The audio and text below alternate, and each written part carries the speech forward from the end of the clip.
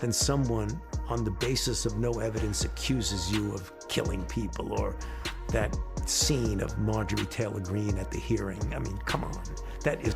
During the era of Dr. Anthony Fauci, those dedicated to healthcare were widely esteemed. However, to Trump and his administration, they were merely pawns to exploit for personal gain. Fauci himself had a notably difficult relationship with Trump, recalling him as an ineffectual president. Just said that hydroxychloroquine is, the end all. And I'll say, no, I'm really sorry, but that's anecdotal and there's no information that it actually works. That was painful to me to have to do that, but there was no... He collaborated with 7 presidents on addressing crises such as AIDS, bird flu, swine flu, Ebola, Zika, and COVID-19. An AIDS initiative launched under George W. Bush has reportedly saved 25 million lives globally. Alongside Bill Clinton, Dr. Fauci established the NIH Vaccine Research Center, pivotal in laying the groundwork for the rapid development of COVID-19 vaccines during the Trump administration. However, tensions arose during their last collaboration on April 3, 2020, when President Trump, during a press briefing, announced the CDC's recommendation for voluntary mask wearing, stating, "I don't think I'm going to be doing it." Today, President Trump had a press conference and he said, things have changed and the CDC is now recommending that people wear masks. Right. And then he added, "This is voluntary. I don't think I'm..." There was no doubt that I had to do that, Dr. Fauci recounted. He described President Trump yelling expletives at him over the phone and accusing him of causing the U.S. to lose $1 trillion. In his new book, Fauci detailed Trump's behavior, noting how Trump would publicly express affection for him but berate him in private conversations. Fauci reflected, "I have a pretty thick skin, but being yelled at by the President of the United States, no matter how much he professes to love you, is not pleasant."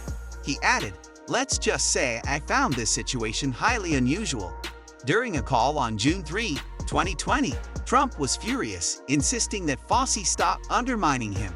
Is that what you said back to them? Back then, I felt that way for a very brief period of time.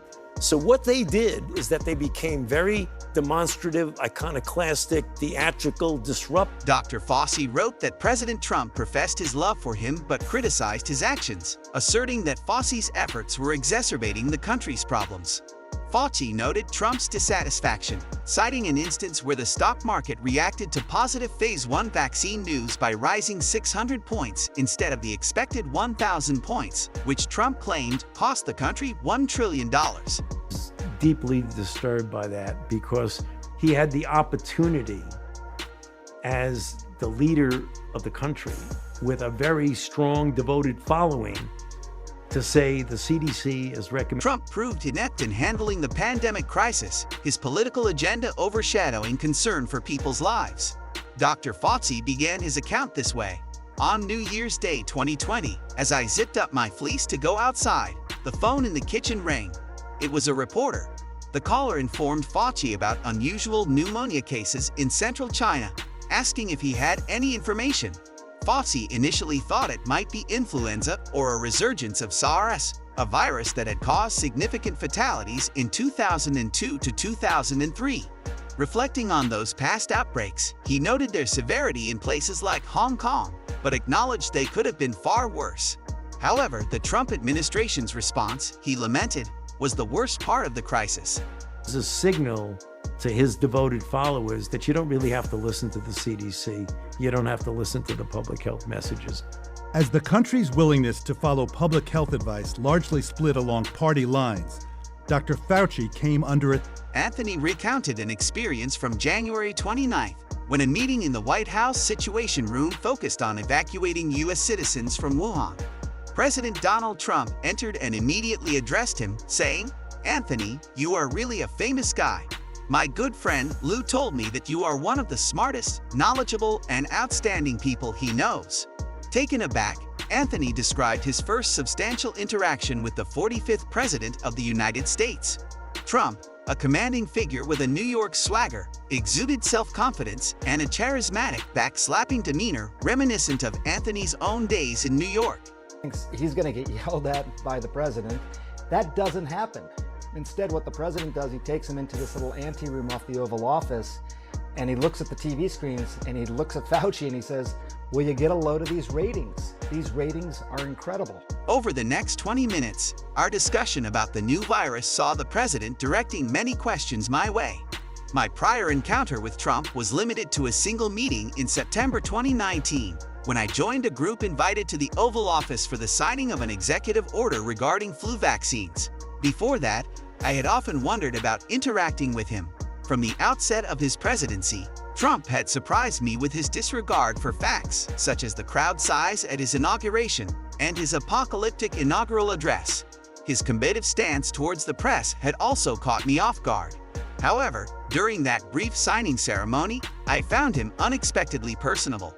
Little did I know in January 2020 what the future months and years would bring. The country was thinking that there was this huge friction between President Trump and Dr. Fauci that really wasn't there. In fact, at that point, at least early on in the pandemic, the idea was, hey, this is generating a lot of interest from the American people. Dr. Fauci's confession reflected on his experience with previous outbreaks, none of which prepared him for the environment of the coronavirus pandemic. He attributed the challenges to Trump's handling of the situation. Despite struggles at the CDC, the message delivered by Nancy Messonnier, the Director of Immunization and Respiratory Diseases, on February 25th was clear. A pandemic in the United States was inevitable, urging preparation for school closures and remote work. Her candid statement, though truthful, sparked widespread media uproar and caused the stock market to plummet nearly 1,000 points, prompting a furious response from Trump. You actually received death threats.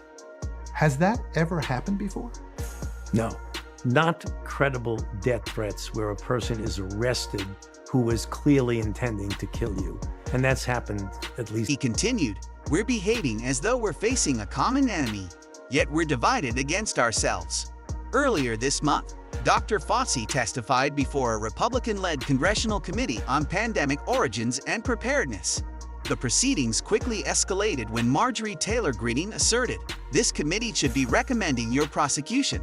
Dr. Locke questioned how the country transitioned from adoring Jonas Salk, a hero for developing the polio vaccine, to Dr. Anthony Fauci needing security details to protect him from threats. We should be recommending you to be prosecuted. How did we go as a country from absolutely adoring Jonas Salk, who helped develop the polio vaccine? It's a reflection of the country's psyche, Dr. Fauci responded. If the purpose of this hearing is to improve our prevention, response, and readiness for the next pandemic, then that line of attack doesn't help us achieve that goal.